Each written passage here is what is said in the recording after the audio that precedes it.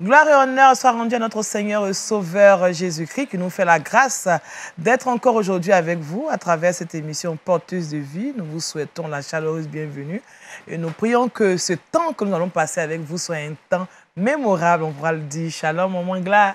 Shalom, Daniel. Comment ça va? Ça va très bien. Cette semaine se déroule bien? Oui, ça va bien. D'accord, elle a dit ça va, donc on va y aller pour la rubrique l'introïte avec maman Gla.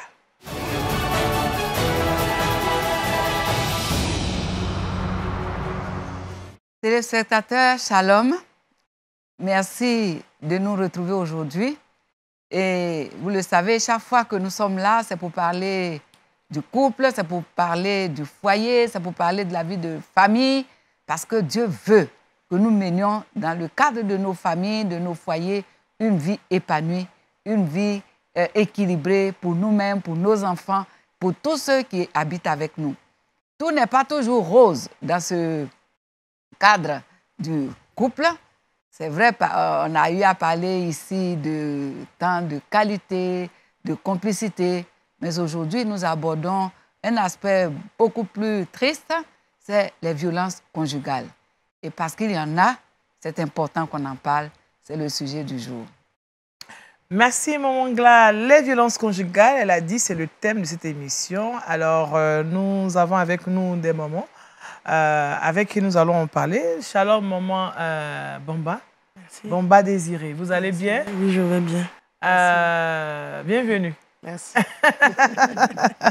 Avec maman Nguessan Bérénice, comment vous allez? Ça va, merci beaucoup de nous Bienvenue. recevoir. Merci d'avoir accepté notre invitation, chère maman. C'est nous, c'est nous. En tout cas, je précise que nos mamans sont toujours très spontanées. On leur dit merci. Merci, vraiment. Ce n'est pas toujours évident, mais elles sont toujours là.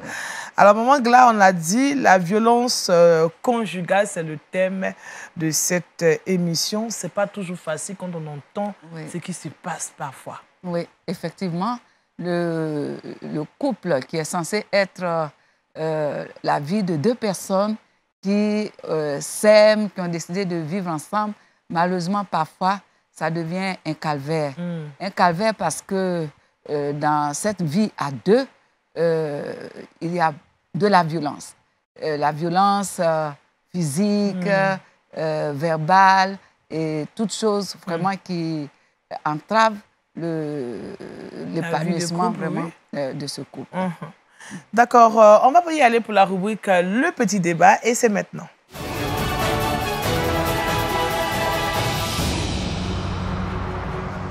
Alors, maman Gla, quand on parle de violence conjugale, on fait allusion à quoi? Qu'est-ce que c'est? Alors, tout à l'heure, je le disais, il peut se trouver que, à la suite de certaines incompréhensions, le couple en vient jusqu'aux mains où l'homme bat sa femme. C'est ce qui est d'ailleurs plus fréquent. Malheureusement, on trouve aussi des cas rares peut-être, mais où c'est la femme qui bat l'homme. Ça peut arriver. Ça peut arriver. Et puis, dans le langage et tout ça, alors au lieu que ce soit de l'amour qui s'exprime à travers le langage, c'est plutôt des blessures, c'est plutôt des chocs. C'est tout cela que nous entendons derrière violence conjugale. Merci, maman Gla. Maman Bérénice Nguessan. Oui. Bon, je voudrais m'appuyer un peu, peut-être, après quelques recherches sur la définition qu'en donne l'Organisation mondiale de la santé, qui qualifie de violence conjugale, en fait, tout acte délibéré à l'encontre du sexe partenaire, qui va se manifester sous forme de coups, de violence verbale, qui peut causer des traumatismes, des dommages psychologiques. Ça peut retarder des fois le développement de certaines personnes ou même causer des décès. Voilà, c'est comme ça que je qualifierais les violences conjugales. Les violences conjugales, d'accord. Merci, maman Nguessan. Et vous, maman Bomba, qu'entendez-vous par violence conjugale? C'est pratiquement la même chose.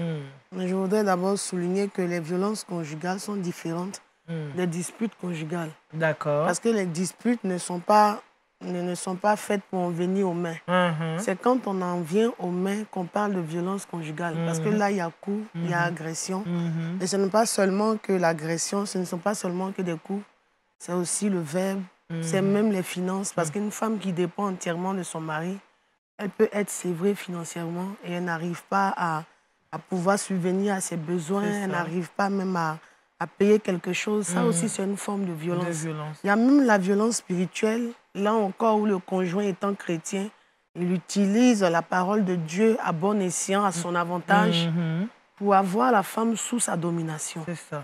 Donc voilà un peu ce que je voudrais dire concernant les violences conjugales. Alors, je pense que cet aspect des choses, nous n'avons pas aperçu cela. Le côté spirituel, l'homme ou bien la femme, un des couples, qui peut utiliser la Bible pour dominer.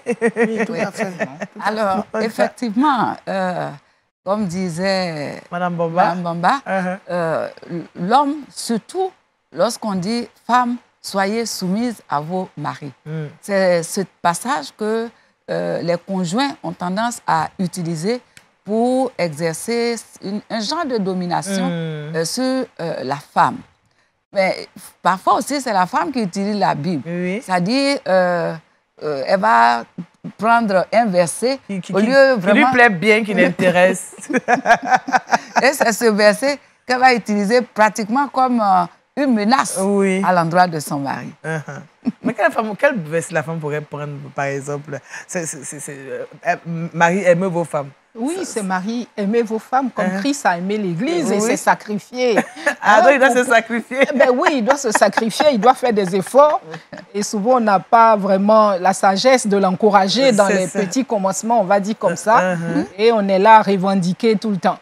Voilà. Et ce n'est pas toujours fait pour arranger les choses. Alors, généralement, quelles sont les causes, les facteurs de risque de la violence conjugale, Maman Gla? Alors, les facteurs de risque, je pourrais citer la mauvaise compréhension justement de la parole de Dieu.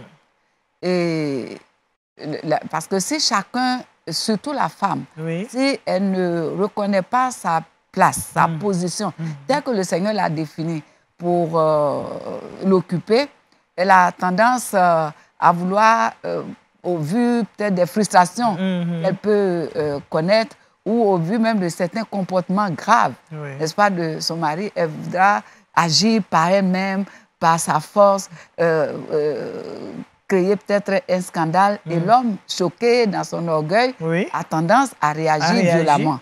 Et quelquefois, on peut en venir aux mains. Et c'est souvent même dans les couples un peu que j'ai connus du temps, un peu de nos parents et autres, ces genres de pratiques étaient assez courantes où la femme, malgré la différence d'âge qu'il peut y avoir entre elle et son mari, bon, elle n'hésitera pas à lui dire des mots vraiment déplacés, des mots graves, des mots blessants. Et la réaction, c'est de vouloir corriger. Un temps ça peut... Pourtant, parfois, c'est elle qui a raison. Mais elle garde sa raison. Merci, maman. Maman Nguessa, selon vous, quelles sont les causes qui... Des fois, j'allais dire, c'est le manque peut-être d'anticipation du sujet. Voilà. Moi, j'allais plutôt parler des jeunes couples. Ce sont des situations qui sont nouvelles pour elles. Souvent, ils étaient dans un cadre un peu idyllique et ils se marient, ils sont dans le foyer. Ils doivent partager l'environnement. Il y a le stress professionnel, il faut apprendre à cohabiter. Et voilà, et il y a des situations qu'on n'a pas discuté auparavant et ils sont pris au dépourvu. Et les caractères s'expriment. Voilà. Et on ne sait pas comment se comporter finalement. Et on peut prendre des petites choses, je vais dire, deviennent des difficultés majeures voilà, dans la compréhension. Voilà.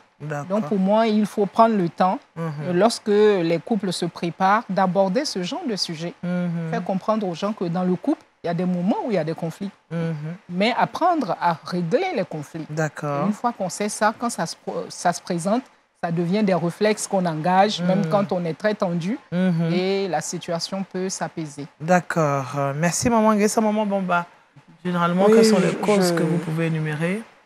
Je voudrais partager l'avis de maman également. Je pense que maintenant, les jeunes couples ne sont pas enseignés. C'est-à-dire qu'on va au mariage sans véritablement se connaître. Mais souvent, pourtant, c'est à notre époque justement qu'il y a cette affaire de couple. Aller à l'église, on fait la formation des couples. Oui, mais il y a des organisations qui sont mises en place. Mais sans réellement connaître le conjoint. On n'apprend pas à le connaître avant d'entrer en couple avec lui. Et quand on entre en couple avec lui, on commence à remarquer les failles. On commence à remarquer le caractère peut-être qui ne nous plaisait pas, mais qu'on n'a pas découvert un peu plus tôt. Oui. Voilà, donc cette manière de voir les choses différemment, et puis des éducations différentes aussi. Et puis, bon, il y a les différentes cultures aussi qui vont venir aussi s'entremêler. Oui. Quelqu'un qui quitte au nord, qui épouse une femme du sud. C'est pas la même culture. Ils ont des cultures diamétralement opposées parce que l'homme du nord, il est plutôt basé sur le respect, sur la soumission. Donc, il attend cela venant de son épouse. Contrairement peut-être à la femme qui vient de l'Ouest, elle a grandi dans un environnement où tout lui a été donné. Bon, on n'était pas trop regardant là-dessus. Donc, ça peut souvent créer des tensions qui peuvent porter jusqu'au cou. Voilà, le manque de communication, le manque de tolérance aussi. D'accord. Je voudrais quand même ajouter qu'il faut parfois aussi savoir qu'il y a des facteurs spirituels. Il y a, par exemple, des personnes qui peuvent être prises d'une violence incontrôlée. Et c'est après avoir posé l'acte qu'ils se rendent compte qu'ils sont allés trop loin. Oui. Mais au moment où la situation évoluait vers la crise, les choses sont allées beaucoup plus... En tout cas, la personne n'arrivait plus à se maîtriser. Oui. Donc, les colères violentes et tout ça peuvent aussi être source de violence conjugale. Alors, est-ce qu'au niveau de l'Église, il y a des dispositions qui sont prises pour pouvoir, je veux dire, circonscrire la violence conjugale, essayer de voir, mettre des balises pour ne pas qu'on en arrive à là? Comment Bérénice Nguessan? Oui, c'est un sujet qui m'interroge personnellement, parce que c'est vrai que des fois, j'ai vu des cas et je me suis posé la question, quelle était la solution? Voilà, quelle était véritablement la solution? Est-ce qu'il y a des structures formalisées où on reste dans le cadre des relations fraternelles, où les autorités ecclésiastiques s'en vont vers le couple en difficulté, ou lui apporter de l'aide? Encore faut-il que le couple accepte qu'il est en difficulté et qu'il l'exprime. Parce que ce que j'ai plutôt vu, c'est plutôt un certain silence. Et on entend des bruits, mais on n'exprime vraiment pas. Oui. Et du coup, la porte n'est pas vraiment ouverte pour que l'aide puisse se faire correctement. Voilà. C'est ce qui me préoccupe, moi. D'accord, d'accord. Maman Bamba? Bon. Pour pouvoir aider quelqu'un, il faut que la personne le dise. Voilà, mais je pense que s'il y a pas de, s'il y a des non-dits, on ne peut pas pousser l'aide plus loin. Voilà, comme maman le disait tout à l'heure, ce sont peut-être des petits signaux, des petits bruits qu'on entend. Mais la femme qui est battue dans son foyer n'a pas cette capacité, n'a pas cette force-là de venir s'ouvrir à l'homme de Dieu pour lui dire, papa, voilà vraiment ce que je traverse. Et c'est pas la peur, c'est pas... Oui, quelquefois, c'est un peu de la peur. C'est un peu de la peur d'exposer son couple, la peur d'exposer son conjoint, la peur de voir peut-être sa vie privée être étalée à l'église. Donc, la femme reste dans le silence et puis les choses s'aggravent, les choses se compliquent. Et puis, il n'y a pas quelqu'un pour pouvoir véritablement l'aider parce que personne ne le sait. En fait, c'est ça aussi le problème. Pour pouvoir aider, il faut que l'église soit informée. Mais est-ce qu'il y a des enseignements parce que généralement, rarement j'ai entendu parler, enfin j'ai entendu un enseignement dans ce sens. Souvent on nous parle d'enseignement comment avoir l'argent, comment avoir un bon mari, une bonne épouse, comment tenir son foyer, mais je n'ai jamais entendu d'enseignement portant sur la violence conjugale, comment y remédier, comment l'Église peut... Enfin, pour amener au moins les couples, les personnes qui veulent ce mariage je veux dire, il y a un changement de conscience. Effectivement, si nous prenons vraiment la chose comme un sujet d'enseignement. Oui. Comme toi, je dirais que je n'ai pas vraiment eu l'occasion de suivre un enseignement suscité dans ce sens. Ouais. C'est vrai qu'il y a beaucoup de choses que l'Église essaie de faire pour accompagner les couples. Je sais par exemple qu'à la suite de certaines cérémonies, soit de dot ou de mariage même, oui. Bon, les deux familles, et puisque c'est des cérémonies aussi auxquelles l'Église est associée, oui. Bon, on peut donner des conseils en disant vous prenez notre fille, elle s'en va avec les deux yeux, elle s'en va avec un visage, on ne voudrait pas qu'après elle se retrouve avec un œil. Donc, ce sont des conseils qu'on donne pour accompagner. Mais les enseignements, aujourd'hui aussi, il y a des cadres, par exemple, où les jeunes, en tout cas au niveau de la communauté qui est la mienne, je sais qu'il y a souvent des activités, mais ce sont des activités au cours desquelles on va parler un peu pour préparer les jeunes oui. et autres au mariage, mais ces réalités-là ne sont pas toujours abordées. Je pense qu'avec la question qu'on se pose sur ce plateau, ça va quand même interpeller nos dirigeants ecclésiastiques. Oui, d'accord. On va continuer cette émission. Maintenant, nous allons retrouver cette rubrique, la réaction de l'internaute.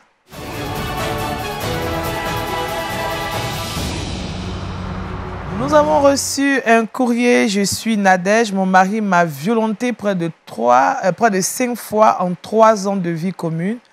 Quand il est en colère pour une raison ou une autre, là, j'ai droit à des insultes, des menaces. Depuis un certain moment, ces réactions me font peur.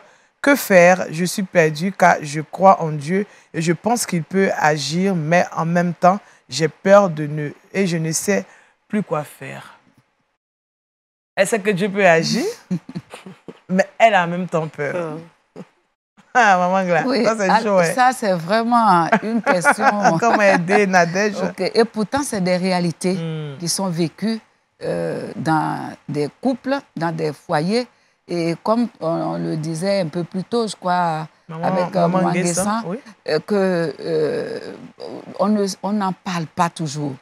Et le souci, effectivement, de protéger le conjoint du jugement de la communauté, autres, oui. Ça fait qu'on n'en parle pas. Mais je crois que dans le cas de Nadège, si elle appartient à une communauté qu'elle fréquente régulièrement, parce que c'est ça aussi. Il y a des frères, des sœurs, bon, un dimanche, ils passent, ils s'en vont. Ils ne s'impliquent pas réellement dans la vie de la communauté. Oui. Et donc, ils ne sont pas connus.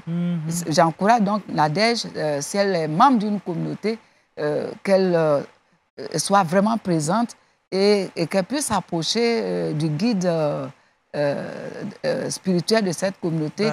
Ou alors une personne ressource, toujours dans le cadre. Oui. Parce que ce n'est pas papa qu'il faut aller voir, ce n'est pas maman qu'il faut aller voir. Sinon, la famille partage cette douleur et la tendance serait, si c'est ça, viens t'asseoir. Mais en allant vers ses responsables, mieux pourront en tout cas l'aider. D'accord. Merci Maman Gla. Maman Bamba, quel conseil on pourrait donner à Nadège qui croit que Dieu peut changer son époux, mais elle a peur? Mais dans un premier temps, il faut qu'elle dépasse la peur. Il faut qu'elle dépasse la peur et puis il faut qu'elle arrive à en parler. Il faut qu'elle arrive à en parler à des personnes qui vont véritablement l'écouter d'abord.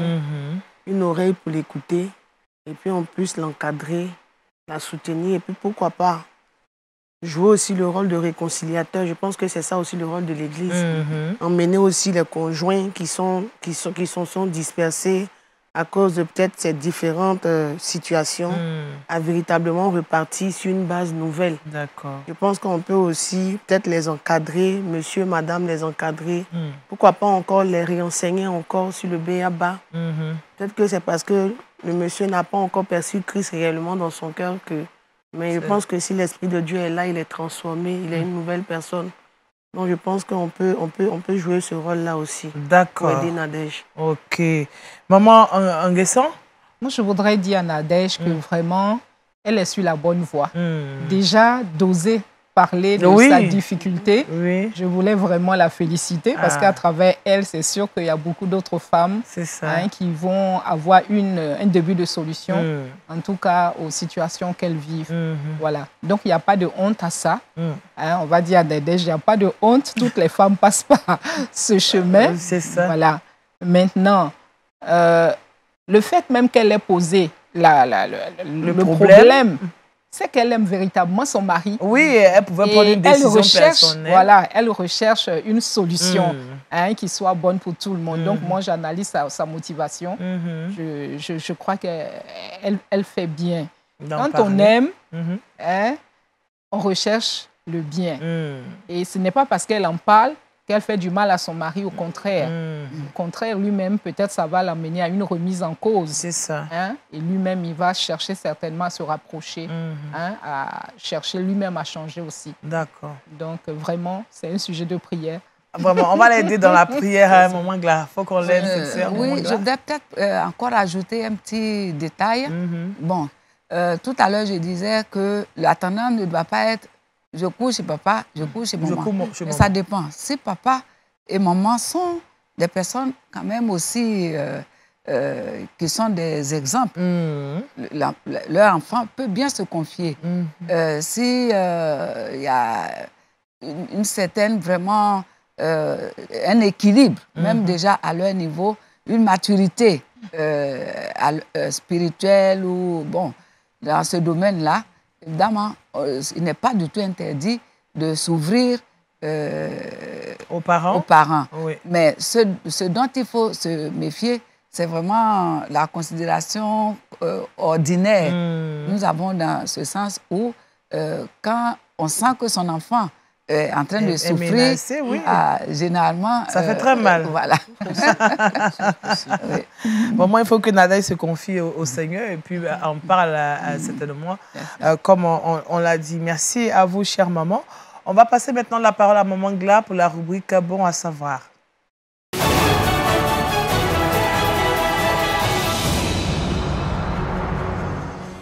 Le sujet que nous avons abordé aujourd'hui est une réalité. Et puisque c'est une réalité, il faut y faire face. La violence conjugale. Nous souhaitons donc qu'au niveau même de nos communautés, que ce soit des sujets qui soient abordés franchement à travers des enseignements. C'est vrai qu'on nous enseigne, mais parfois il y a des aspects sur lesquels l'Église n'insiste pas suffisamment. Il faudrait également aussi que les couples eux-mêmes qui sont engagés devant cette difficulté, nous avons tout à l'heure entendu la réaction de Nadège, c'est de croire que Dieu peut intervenir. Et quand Dieu intervient, c'est suite à nos prières, suite à nos supplications, et c'est lui qui va se saisir d'un canal ici ou là pour pouvoir intervenir. Mais c'est aussi le lieu d'interpeller les conjoints, surtout les hommes. Vous avez une femme, le Seigneur recommande que vous l'aimiez, et la battre, ce n'est pas un langage d'amour. Ah oui, merci Maman Gla.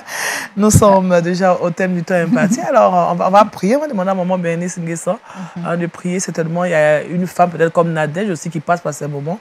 On va confier nos frères et sœurs au Seigneur. Éternel, vraiment, nous voulons te dire merci pour l'occasion que tu nous donnes de pouvoir parler de ces sujets qui sont très concernants et même consternants des fois. Éternel, tu as les solutions à toutes les situations, rien ne t'est étranger.